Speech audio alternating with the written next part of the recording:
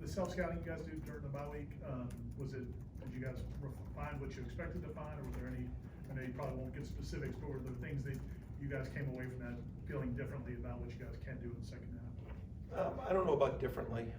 It's just, there's just so much information you take out of it for, what teams are doing to you, what you're doing to teams. It's just, you just try to consolidate all the information, to small things of you study yourselves, of, are you giving away anything from alignments, from stances.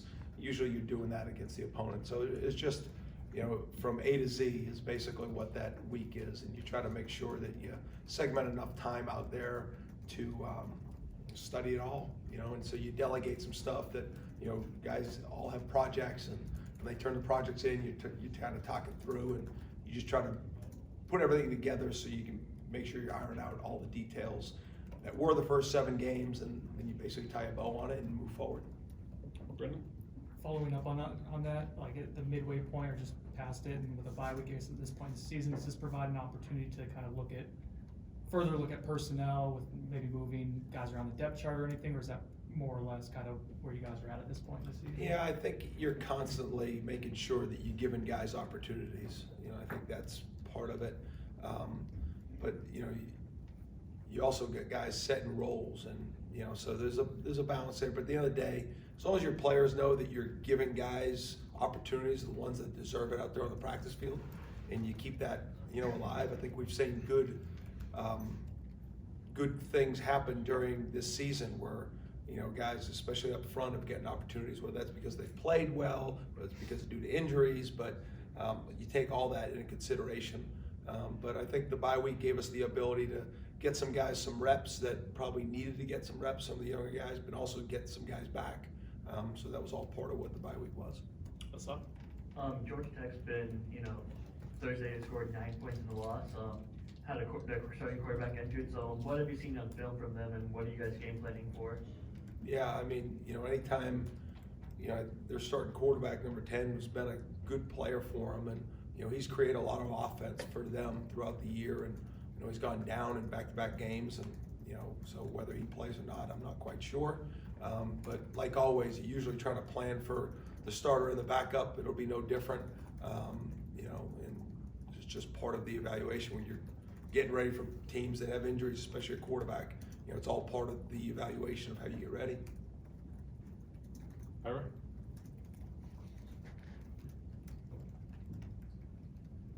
Statistically, you guys are pretty much, I think, on the same pace as you were last year in terms of sacks. I think a lot of people would have been surprised by that after the guys you lost up front. Have you had to do it a different way, and how have you guys been able to stay on that track? Yeah, I mean, we had to do it a different way, slightly. I think our pressure numbers are up from where they were last year. We've had more sacks from pressure than we have, but we've also, the guys that have been out there, and I think we've gotten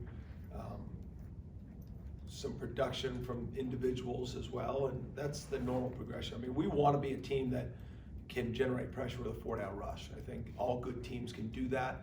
I think we have done that, and that'll be a continuation here through the rest of the season, that we constantly develop that, whether that's just by aligning in 4-down, whether that's giving different looks and putting linebackers in the line of scrimmage and creating rush plans for them, giving the illusion that they're coming, so I think creating pressure is really important. What we want to make sure we're doing a better job is on first and second down, getting a few more of those lost plays, with some TFLs. That's not necessarily sacks, but just a little bit more disruptive on the first and second down run games. You guys aren't the first team that they've done this to, but Clemson does a good job of getting those swing passes, and they kind of get backs in space. Is that something that is difficult because of their offense, or is that something that you guys have to figure out a way to shore up so that other teams don't do it? Yeah, I think it was difficult because it was a really good player catching the ball. I think that has a lot to do with it. And when you're trying to gain yards, whether it's in the run game or the screen game, you got to create space. When you run perimeter plays, you create space just by the design of it, but you need to sustain blocks longer because of the length of the play trying to get out there. So, just like you're coaching your defensive ends to be able to set edges and get off blocks on the inside runs, you got to do that with your corners and nickels, and sometimes your backers on perimeter runs. So, you know, I think that's all, you know, part of, you know, when a team's trying to utilize the space of the field and get the ball to a player in those spaces, you need other ways to try to combat it. So, you know, yeah, that's all part of, you know, trying to take those plays away. We'll go high right. With Fabien, I know he's been helpful even when he has been on the field as a leader, but if he does get back on the field, when he does get back on the field, what does that do for everybody around him? Well, I mean, he gives you, you know, just a really tough matchup inside. You know, it's hard to block him with one guy just because he's so strong, and he's strong, but he's, you know, been in the system now for 3 years, and he plays with the technique necessary to be productive. You know, so he's a team first player that's unselfish. He battles, he fights, and he uses good technique. So. You know, we even saw early in the year he was a problem in the pass game too, just because of his ability to push the pocket. So his opportunity when he's been down has helped guys like Josh Farmer and, you know, Malcolm and, you know, other guys kind of come along. But, you know, at one point when he gets back, it'd be good to have him back. Aslan? When it comes to accountability in the meeting room, I don't want you to tell us what you're saying to the players, but can you kind of maybe characterize how it goes when you do show players that they're in position to make plays, but they're not able to, and then how they react to that, and then whether that's a kind of give and take, and you'll tell them, hey, maybe I could have put you in a better position here, but at this point you did, and you weren't able to make this. How's that going right now with you guys? Yeah, I think it's going, I mean, I think as a leader, you try to make sure when there is success that you make sure that you share the success with the others that have helped you get there. And when you don't have success or there's a breakdown, you accept the responsibility, and you know, you don't play the blame game. I think that's what all good teams do. I think that's all been part of our development as a program.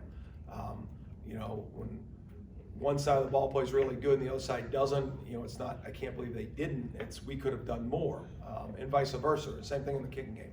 And I think that comes down even in a smaller sample size of individual players. So I think that's all been part of how we've built the program to develop, to, you know, share responsibility when you have success, you know, that it wasn't all you, to be humble with that. And then when things haven't gone well, to make sure you accept the criticism, you accept the blame, you know, and that goes for coaches as well. You know, there's definitely been times where it's, you know, hey, listen, that was something I could have done a better job for you.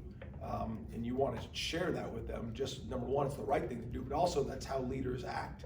And it's the correct way to be able to build it and move forward. We'll go to Brendan for the last one. What about your cornerback group? Have you liked this year? What needs to be built on and worked on here in the final stretch, the good and the bad, I guess? Yeah, I mean, you know, we're playing a good amount of corners, which, you know, some was due to injuries, some was due to guys playing well, some were due to, you know, just getting some of the young guys the right amount of reps because you know what's coming. And so, you know, it's all been that. But I think they've done a good job as far as, you know, accepting the responsibility or the role when they're in there. And, you know, we've seen some, you know, really good play from some of those guys. You know what I mean? I think Jaron Jones is much improved. You know what I mean? I think Bernardo has done a really good job. You know, listen, that position's always going to be on an island. It's just part of playing corner. And, you know, you want them to make 100% of the plays, whether it's in the run and throw game. But I think we've done a good job at that spot. I think I'm excited about coming off this bye week, what we'll see moving forward. But our guys accept responsibility for how we play out there, which is a lot of match coverage. And, you know, I like that group. I do think there's been some growth there. Looking forward to see continued, you know, as we move forward here this year, you know, with the push of Azaria and getting Duke back and having him play better. And I think it's all part of that group.